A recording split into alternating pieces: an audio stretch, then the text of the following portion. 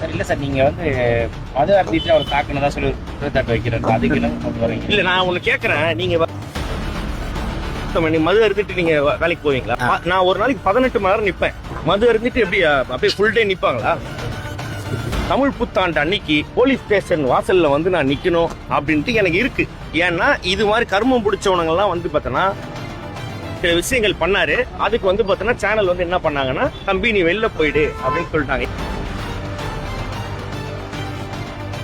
ஆனா என்ன நடந்தது அப்படின்னா, இப்போ வந்து நீங்க உங்க ஃபேமிலியோட இருக்கிறீங்க, வெளியில எங்கேயோ போறீங்க. அந்த சமயத்துல உங்கள் கூட இருக்கிறவங்களை பத்தியோ இல்ல கூட வந்த பெண்கள் பத்தியோ யாராவது வந்து தவறாகவோ இல்ல வந்து ஒரு கேலி கிண்டலாகவோ இல்ல ஆபாசமாகவோ பேசினா நீங்க என்ன பண்ணுவீங்க? கேள்வி கேட்பீங்க, ஏன்டா அது மாதிரி பண்ற அப்படின்ட்டு. அது மாதிரி அவர் வந்து ஒரு சில விஷயங்கள் பண்ணாரு. அதுக்கு வந்து பாத்தீங்கன்னா சேனல் வந்து என்ன பண்ணாங்கன்னா, தம்பி நீ வெளில போயிடு அப்படின்னு சொல்லிட்டாங்க. அங்க வந்த ஹீரோயின், அதுக்கப்புறம் மெயின் கேரக்டர் எல்லாம் வந்து பாத்தீங்கன்னா ரொம்ப ஒரு மாதிரி இழிவா வந்து பாத்தீங்கன்னா முகம் சொல்லிக்கிற மாதிரி ஏதோ ஒன்று பேசிட்டாரு. அப்ப அவங்க போகும்போது வந்து கம்ப்ளைண்ட் பண்ணதுக்கு அப்புறம் அப்பல இருந்து அவர் என்ன நினைச்சிட்டு இருக்கிறாருன்னா, நான் தான் அவரை வந்து வேலையை விட்டு தூக்கிட்டேன் அப்படின்னு நினைச்சிருக்காரு. இது வந்து பாத்தீங்கன்னா அவருக்கு ஒரு 6 மாசத்துக்கு 3 மாசத்துக்கு ஒரு தடவை வந்து ஏதாவது ஒரு கண்டென்ட் ஒன்று பண்ணணும். அது அவருக்கு ஃப்ரீயா கிடைக்கணும். இப்போ தமிழ் புத்தாண்டு அன்னைக்கு போலீஸ் ஸ்டேஷன் வாசல்ல வந்து நான் நிக்கணும் அப்படின்ட்டு எனக்கு இருக்கு. ஏன்னா இது மாதிரி கர்மம் பிடிச்சவனங்கள்லாம் வந்து பார்த்தோன்னா நம்ம வந்து என்கரேஜ் பண்றோம் அப்படின்றது வந்து பார்த்தோன்னா எனக்கு தோணுது. மற்றவங்களுக்கு தோணுனா எனக்கு வந்து சந்தோஷமா இருக்கும்னு நினைக்கிறேன். அவ்வளவுதான் சார் இல்ல சார், நீங்க வந்து மது அருந்திட்டு அவர் தாக்குனதா சொல்லி குற்றச்சாட்டு வைக்கிறாரு. அதுக்கு என்ன கொண்டு வரீங்க? இல்ல, நான் ஒண்ணு கேக்குறேன். நீங்க எந்த சேனல்? நியூஸ் தமிழ். மது அருந்திட்டு நீங்க வேலைக்கு போவீங்களா? உங்க தொழிலுக்கு உண்மையா இருப்பீங்களா?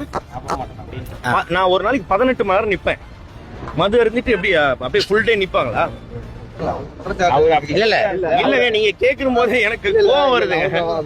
இல்ல நான் ஜெனரலா நான் சொல்றேன். அவன் சொல்றான்னா அதை வந்து பார்த்தா நீங்க கேக்குறீங்களே, அதுதான் நான் இப்பதாங்க நான் சொன்னேன். அவனை மதிக்காதீங்கன்னு நான் சொல்றேன். அவருக்கு நாங்க மதிக்கல சார், தொடர்ந்து. இல்ல சார், நீங்க வந்து மது அருந்திட்டு அவர் தாக்குனதா சொல்லி குற்றச்சாட்டு வைக்கிறாரு. அதுக்கு என்ன கொண்டு வரீங்க? இல்ல, நான் ஒண்ணு கேக்குறேன். மது அருந்திட்டு நீங்க வேலைக்கு போவீங்களா? நான் ஒரு நாளைக்கு 18 மணி நேரம் நிப்பேன்.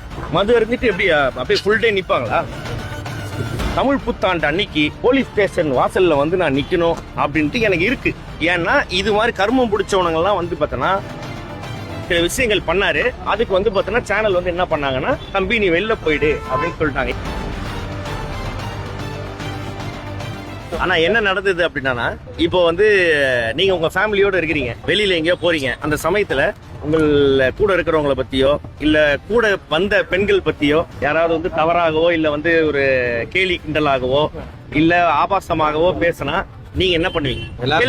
கேள்வி கேட்பீங்க, ஏன்டா அது மாதிரி பண்ற அப்படின்ட்டு. அது மாதிரி அவர் வந்து ஒரு சில விஷயங்கள் பண்ணாரு. அதுக்கு வந்து பாத்தீங்கன்னா சேனல் வந்து என்ன பண்ணாங்கன்னா, தம்பி நீ வெளில போயிடு அப்படின்னு சொல்லிட்டாங்க. அங்க வந்த ஹீரோயின், அதுக்கப்புறம் மெயின் கேரக்டர் எல்லாம் வந்து பாத்தீங்கன்னா ரொம்ப ஒரு மாதிரி இழிவா வந்து பாத்தீங்கன்னா முகம் சொல்லிக்கிற மாதிரி ஏதோ ஒன்று பேசிட்டாரு. அப்ப அவங்க போகும்போது வந்து கம்ப்ளைண்ட் பண்ணதுக்கு அப்புறம் அப்பல இருந்து அவர் என்ன நினைச்சிட்டு இருக்கிறாருன்னா, நான் தான் அவரை வந்து வேலையை விட்டு தூக்கிட்டேன் அப்படின்னு நினைச்சிருக்காரு. இது வந்து பாத்தீங்கன்னா அவருக்கு ஒரு 6 மாசத்துக்கு 3 மாசத்துக்கு ஒரு தடவை வந்து ஏதாவது ஒரு கண்டென்ட் ஒன்று பண்ணணும்.